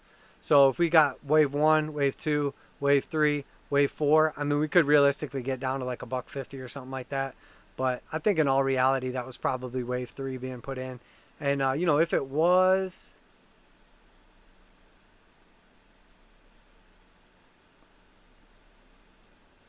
if that was our wave one, that was our wave two, that was our wave three, our wave four could come anywhere in that area. And then we can put an extension out here. Our fib one, extension from 1 was almost to the 3.618. So let's say we get back to the 2.618, even the 1.618. But, you know, just guessing where our 4 would come in at, you know, that's our 1.618 right there. So that's $6.35. So, you know, that's a 2 or 3x from here. So we'll have to see how that plays out. You know, it's still a little early. We might not get down that low either. You know, in all reality, you know, we might see something closer to this. Like the $2.10 range, I think is probably more likely, but paying attention to that one. AG, First Majestic, you know, we looked at this one. Nothing's really happened. It did exactly what I said. Got rejected, another lower high. High, lower high, lower high. So after that, you know, we came down here and based out at that same low. I expect this to get rejected lower and take out these two lows right here and come back down. I expect it to at least tag that fib target at 1491, but in all reality, we could come back down to the previous high right here, 1450. I wouldn't want to see it go below that on a longer time frame, but I'm still expecting that 13 something on a wick to 1450. This is my money shot range right here, in between the 0.5 and the 618. I thought I had a box in here, but this is my real buy zone, because this is a massive pattern. And if we can get a buy off that breakout confirmation, you know, this was back in 2011 was our top, and then our bottom was 2015, and then, or 2016, 15, and then our top again was 2016, and then depending which one you want to go by, that was that March low right here, and then we topped out again in August. And now here we got the technical breakout here, which was that top that we just got. And then from there, you know, we can basically expect this came back down to the heart line, mid pattern, breakout. And then from where we got the breakout, you'll see that purple line right there. This breakout back down to a confirmation. So we have a break, confirmation of support. That's SR flip. It was resistance, and now it'd be acting as support, and then continuation. And, you know, you guys know where my target's at. It's the measure move of the pattern and Fibonacci extension, 35.99. So, I mean, I think anywhere around $16 is looking, you know, good for buys again. But we could easily get it at like 14 to 15. But, you know, $16, that's a 2x. You know, if silver breaks out and starts going in a bull market, I mean, this thing could go to the moon. All right, so ACB, this is exactly what I was talking about. Same thing, got rejected, did not make it back above the 200 exponential. We need to be very careful because this thing always shows more weakness than the rest of the cannabis stocks. And essentially we have a high back here at $19. We have a high here again at $19. We have a low back here at $5. We have a low back here at $3.68. So is it likely that we come back down to $5? That is actually the most bullish situation, in my opinion, that we could get. Because what that would look like, it would look really good to me, honestly, if that took place. Like, it sucks if you're in it and you haven't been taking profits. But in all reality, it looks like an inverted head and shoulders. And that would make me extremely bullish on this thing. If we got back down here, even if we put in a weak right shoulder and didn't even come down that low, if we just came down to like 669, 675, something like that, this would look real good to me. But, you know, the more symmetrical, the better. You guys know how I like my symmetry. 525 would look great. But, you know, I'd be looking to buy anywhere in that area. And if we just throw like a simple fib on here for that range right there, you know, that's basically the 618. I would love to get it at the 618. Could we get back down to the 786? Possibly, just because it always shows so much weakness. But, you know, I'm a buyer on this thing anywhere in that range. Anywhere in that range is ideal. So, and then if we do get the technical breakout of that, the measured move, just from the head to basically the neckline. And I'll check out chat in a second here too. And we can take a look at some requests. I think I have one more on this set. And then we'll go over to the tech sector. Just a technical breakout at head and shoulders would take us up to $33.51. So that's a 3x from where we're at $10 right now. So, you know, that's a few 100% in the bank right there. And that would also confirm a bull market. Because right now what we need to be careful of is we basically broke above the exponential and simple 200 moving averages, our blue moving averages, but we have not confirmed the slope to the upside on either one yet. They're still slightly downtrending, so we could easily get rejected and go back down. What we want to see is price action back on top of the 200 exponential and the 200 simple, and these moving averages curl back up. Exponential first, and then simple. Once we have a positive slope on these two, I'll confirm that this is a bull market long term, and I would expect this thing to, like, honestly moonshot. I mean, the previous high on this thing was $152, $150. I'm not sure if this chart is correct though, because they got like purchased by another company.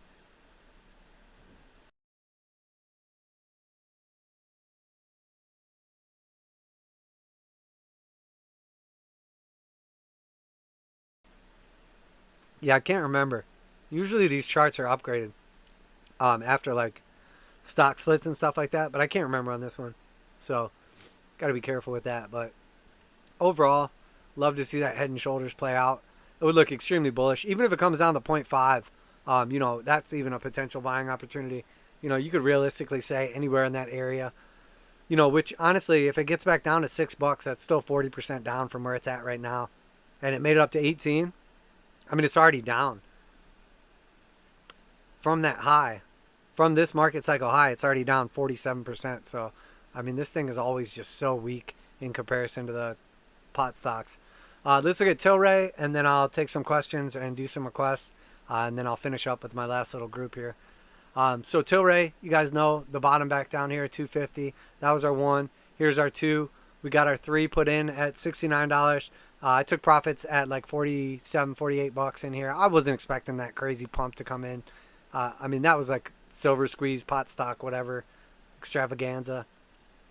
I'm expecting this one, just like I said, it got rejected at the 377, or found support at the 377, got rejected at the 528. But I'm expected to come back down, take out this low. If it doesn't, maybe it comes back up, and I'll expect it back at 47 bucks. But I'm really looking to get back into this thing around the top of the 1, which would be the bottom of our 4. So I'd really like to see it come down here to like 12.50 to like 17 bucks. This one's already confirmed on the daily in a bull market. The 200 exponential and 200 simple are like strong trending to the upside. So if we get down here to like, if we get back down to 16 bucks, I'm not going to be greedy. I'm going to start laddering in on this thing back down from 16 to like $12. Anywhere in there looks good to me. Because my target for I mean, you don't even want to know. The Fibonacci extension target on this thing is so ridiculous.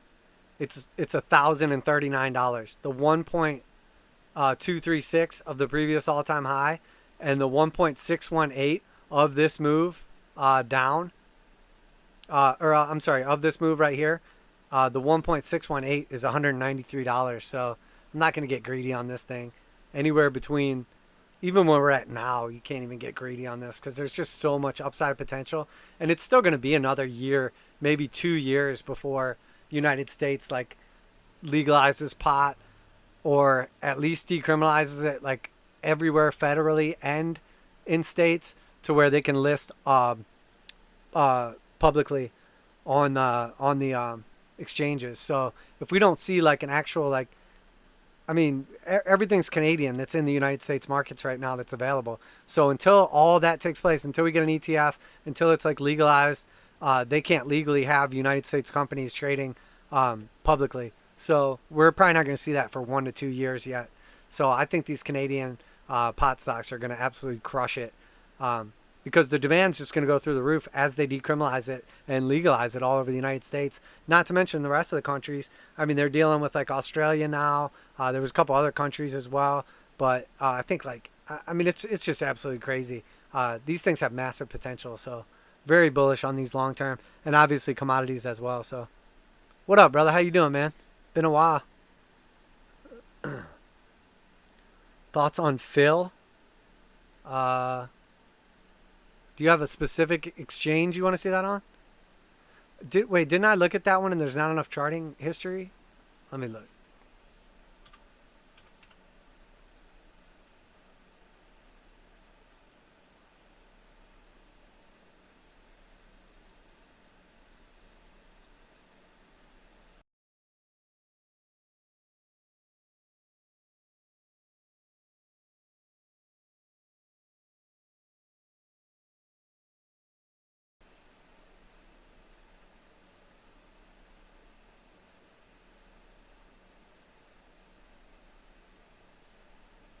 Yeah, I feel like we looked at this one previously, man. There's nothing you can really do with this. I mean, look at it's not really a chart that you can do. Yeah, I think the Coinbase chart's like the same. The Binance one has like a little more history, I believe.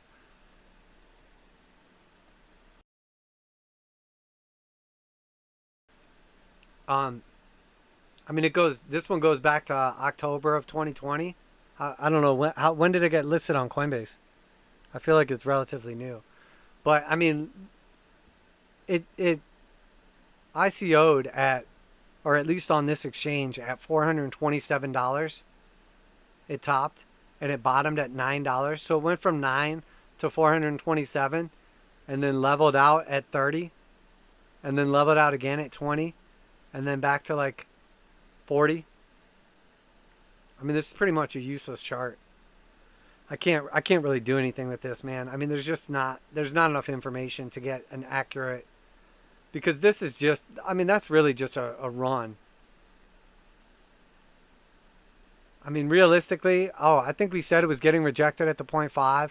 So if it ran up the first time above the 236, came back down and got rejected at the 0.5, I would expect it to come back down at least to like $65. It could easily come back down to like 47. And then to the upside, possibly up to 131. But you gotta be real careful with this thing. Real careful with it. Let's see if this looks a little more clear.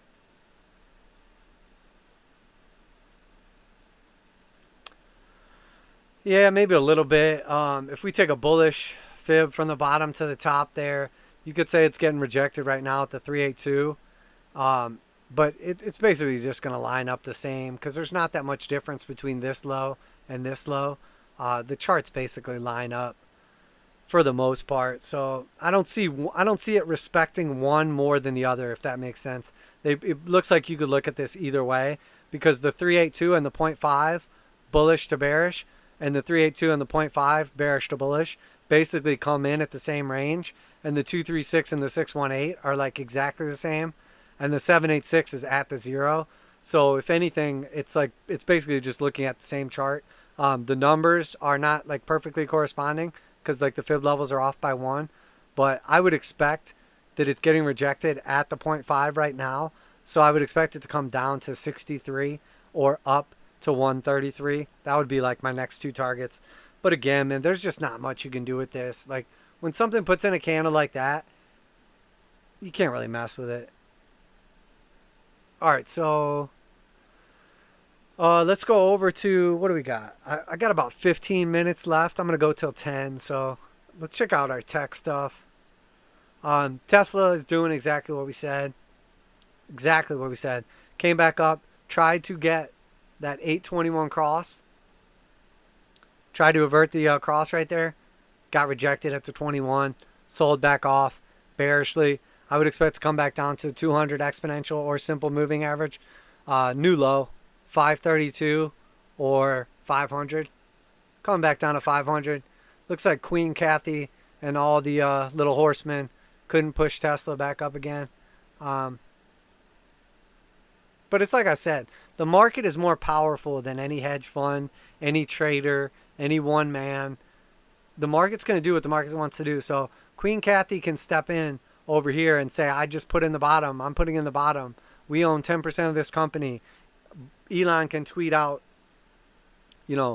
Tesla landed on the moon or whatever, but it doesn't do any good. I mean, the market's going to do what the market wants to do. And, that push down to the 0.5, we got the bounce exactly to the 236. So next target is the 382, $612. Next target after that, back down to the 0.5, $540. But our real target is 481.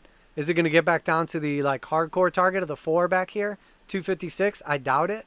But if you zoom out on Tesla, I'm still extremely bullish on this thing long term, but it's in a massive bubble. And then using your cash when you're in a bubble to buy Bitcoin, which is in my opinion also in a bubble, not a good idea. So if we got our bottom back here at 35 bucks, top of the 1 was at 193, bottom of the 2 was at 70, top of the 3 was at 900. I would expect the bottom of the 4 to come in somewhere around like $250 to $350. So I think that's very likely what's going to happen here. Not in this time frame, be like somewhere way out here. But I think that was our A. We're getting the B back up here, and then we'll get a C down. Or this might even still be part of the A, and then we get a B back up and a C down. But I'm bearish on Tesla short term, bullish long term. Zoom. This thing looks like gold. Looks just like gold. Topped out. It's inside of a channel. Selling off. Respecting the heart line. Respecting the bottom. Respecting the top. Got down to the 200 exponential. Bounced it. Came back up. Put in a series of lower highs. Bounced it. Came back up. Sold down below the 200 exponential and simple. Then got rejected at the heart line and at the exponential and simple here. So we're coming back down to the bottom of the channel next. Just put in a new low. Coming back down to retest that low. My next target's like 281. I think it's very likely that we're coming down to like 250 to 275 on this thing. Back down to like the 382 bottom of the channel. But you know how I feel about channels. We'll stay inside the channel until we don't. We'll break the channel one time. If we break to the downside, it's going to get nasty. And, we could see this thing lose 50% of its value. If we break to the upside, I would just expect it to put in a lower high until we don't. I think in all reality, I would want to see, if we break to the upside, I want to see this thing go above like 485 before I can even start to get bullish on this. But in all reality, I mean, looks like crap. It's below the 200 exponential and simple. If we base out right here and get back above the 200 exponential and simple, and we can save the 200 moving average from getting that downward slope to it, it's going to look good. If we break down below this and stay below the 200 exponential and simple long enough, it's going to roll over and it's going to look like a bear market. So we entered a bull market in this thing back at like 80 bucks. So we went from 80 bucks to 600. If we enter a bear market, I mean, hello $150. Hello $180. Again, don't want to get ahead of ourselves here, but this thing could have potential for some massive downside still. PayPal, it's a little more bullish. We got the 821 cross to the downside, came back up, tried to save the 821 cross. This is exactly what I was talking about with Bitcoin. We are currently trying to save the 821 cross. We are not bearishly crossed now, but we're close to it on the 4 hour. We do not want to see that cross to the downside. This is on the daily. After we get the 821 cross on the daily, dump. So we dumped down to the 236, came back up. We have a high, we have a low, we have a lower high, we have a lower low, we have a lower high. I would expect a lower low. I think PayPal is coming back down to $210. That's a key resistance. We broke through that, come back down, tested as support, potentially base out off the exponential moving average, simple moving average. The 200s, $200 looks good. 382 down here, $188. I don't think it'll get lower than that, but it could come back down to the 0.5, $160. But once again, you know, tech is getting wrecked right now. And, you know, all these ETFs, you know, it's like Kathy Wood having all these ETFs, and she has like the same stocks in all of them. It's like, that's not what an ETF is supposed to be. You're supposed to have some diversification. You don't just put Tesla in every one of your funds or, you know, whatever. Alibaba. These Chinese stocks are getting absolutely crushed right now. It's below the 200 exponential and 200 simple. 200 exponential has already rolled over. 200 simple still has a positive slope for now. We're basing off the 528. We already broke down from the 377. This thing's getting crushed right now. It entered its bull market back in, I mean, you could argue it was March of 2019, or even in this area, like June, July 2019. Since then, ran up from 160 to 320, but, you know, it's already back down to 236. I mean, if this thing breaks down and goes back in, I mean, we're already at key support right here. If we break down from this level at like 225, 230, I think we're going down to like 180. And Chinese stock market does not look good right now. So we saw NEO already. You know, Alibaba, Tencent, all these things just look like crap right now. And their fiscal policy lines up with it. Like they've already had like adjusted their bond buybacks. And they're basically just like a little bit ahead of the U.S. in what I think is going to happen. So not to be like overly bearish. So let me rush through these last couple. Apple, man, Apple was looking promising. It did exactly what we said could happen, but it did exactly what I said I thought was going to happen. We came down, touched the bottom of the channel, top of the channel, bottom of the channel, top of the channel, bottom of the channel, came up, found support at the heart line, broke out, but exactly what I said. I didn't think it was going to hold. We broke out, and instead of coming back down and finding support at the top of the channel right here, we wanted to see price hold at 121.46. It broke back down inside the channel. Is it possible we find support right here and we get a move back up? We get some bullish continuation? Definitely. If we do, I think it's going to hit some of our targets here. Like short term, I think 129 or 133, or the measure move is like 136. That would be great. It's like over 10 or so percent to the upside, but it looks like a failed breakout. It looks like what gold did a couple months ago. Breaks out, fails to get continuation, fails to retest the breakout top of the channel as support, and then breaks back down inside it. It's going to come back down, retest that low right here, retest the 200 exponential, 200 simple. I think 116 to 114 is very likely, but we could get our upside targets. We'll see what happens tomorrow going into the weekend. But, you know, I don't think that people are responding too positively. I think everybody was waiting on the stimulus to pile into the market. I think hedge funds are waiting on that stimulus to hit the market so they could use that liquidity to sell into.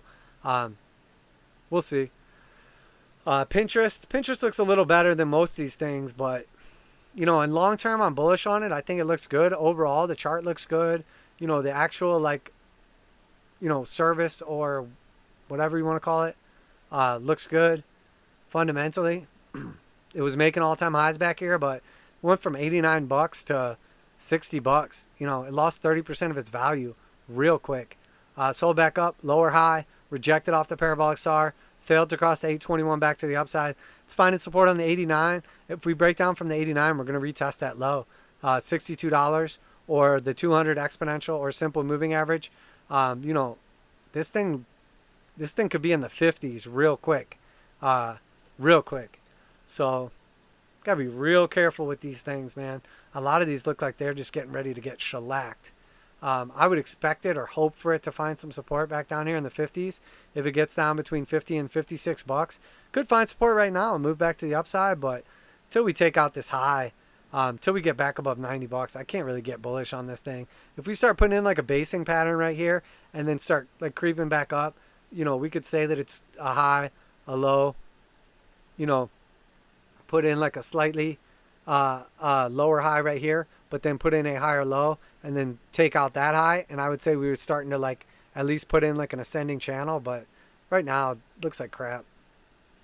And then last one I had on the list, this is SMH. Shake my damn head at the semiconductors right now because there's a massive shortage. This is the VanEck Vector Semiconductor ETF. You know, these things were extremely bullish, obviously are a huge like market cycle determinant for like tops and bottoms. So if this thing starts stopping out, you can basically like, this is like a leading indicator for like what the market does usually. So in this case, tech is like the leading indicator, but you know, it topped out back in February. And, you know, I think a lot of this is supply shortages, like bottlenecks in the supply chain. But, you know, these things are in high demand. So if the funds are trading off, if they're losing value, it means that, you know, there's basically like, I mean, the whole market's going to take a shit out because you can't build cars, you can't build computers, you can't build anything without semiconductors. So we'll see. We'll see what happens. If tech keeps getting wrecked, maybe the demand for these drops off, they find a middle ground, and then it can continue on. I don't think this thing is going to get too crazy low, but we already got down to 215 from like 260. So I'd like to see it base back out right here at like 225 and then move back up. But it could easily come back down to like 200. Definitely very careful with this one. You want to buy Tesla at 100 bucks? Elon should be in jail. If Elon goes to jail, Tesla will go to $100 because there'll be nobody left to do anything. Sounds good. Thanks for checking. I can't remember what that was. Is that Filecoin? Is that the one about like average sports betting or sports advertising or something like that? Decentralized like sports advertising or monetization? I can't remember what it was. I'd have to pay attention to it a little bit more. But yeah, once it has a little bit more history, it'll be a different situation. But right now, there's just not enough out there to really take a look at it functionally. Yeah, I mean, I've done very well on Tesla, but we'll see what happens with it. We'll see what happens. It's in a massive bubble. A lot of this stuff's in a huge bubble. But, I mean, that's what happens. And that's what scares me on this whole market cycle is typically when you see things going parabolic and bubbles and all these NFTs and stuff, like, don't even get me started on NFTs, man. I think they're total trash. Like, the actual purpose of an NFT is good. If you have, like, a unique, useful thing, like NFTs in video games would be great.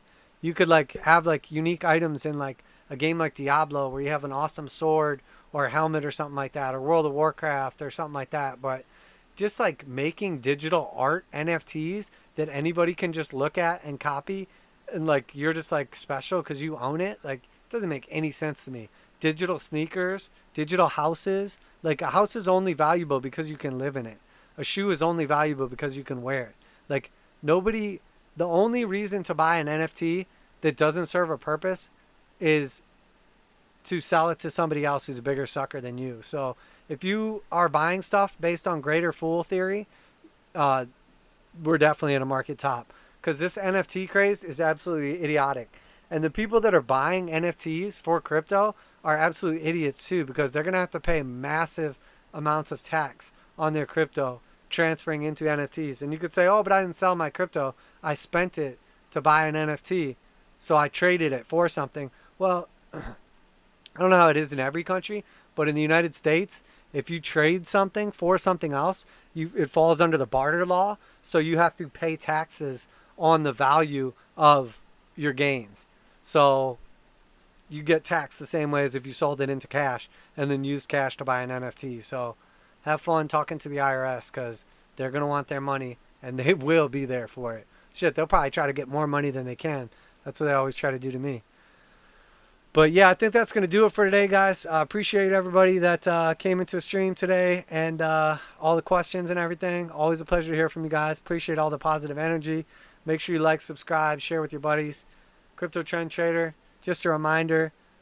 Yeah, NFT, yeah, they're just trash, man. Their NFTs have a future and potential, and they're definitely going to do things in the future, like for sure.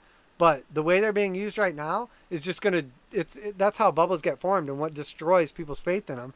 Because it's going to pop, all these people are going to get wrecked, and then they're going to say NFTs are garbage. And then when the actual like functional NFTs come out like years from now and they're real and they're used for actual purposes like transferring titles to like a car or a house or an actual piece of art or physical things, you know, or even video game like items that are unique or whatever, no one's going to believe in them and they're just going to get thrashed. So, you know, the NFT, it's the same. That's what bubbles do.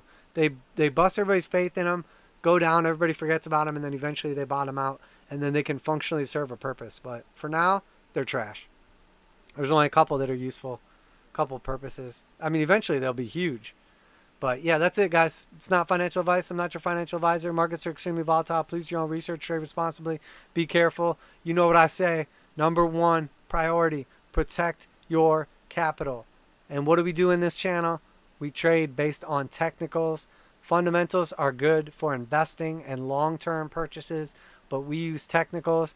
If Bitcoin is going to 300,000, we'll show you that on a chart. If Ethereum is going to 20,000, I'll show it to you on a chart. But if somebody tells you it's going to 300,000, if they tell you it's going to 20,000, tell them, show me the proof, and I'll believe you. Because all these idiots out here, all this bullshit that everybody's talking is just going to blow out all their accounts. And you know what that's going to do? It's going to siphon all their money into people like me's pockets. And that's not what we want. I don't mind throwing a little stimulus back, you know, helping people out. I don't mind everybody investing, but make sure you're investing. Make sure you're protecting your capital. Make sure you're paying off high interest credit cards first and foremost before you're investing in anything. Because if you're paying 20% annually on a credit card, you guaranteed are paying that on a credit card. As where you may not make 20% in realized gains after taxes and whatnot in an investment. So be very careful. Pay down high interest debt. You know, you're always going to need a place to live. You're always going to need food, protection. It's always good to diversify into different asset classes, physical holdings, digital holdings, stock market, commodities, all these different things. Diversify your portfolio. Pay down high interest debt. You always need a place to live. Protect your capital because it's harder to keep it than it is to earn it. You can always earn more money, but everybody's trying to take what you got. So there you have it, guys. It's not financial advice. I'm not your financial advisor. Markets are extremely volatile. Please do your own research.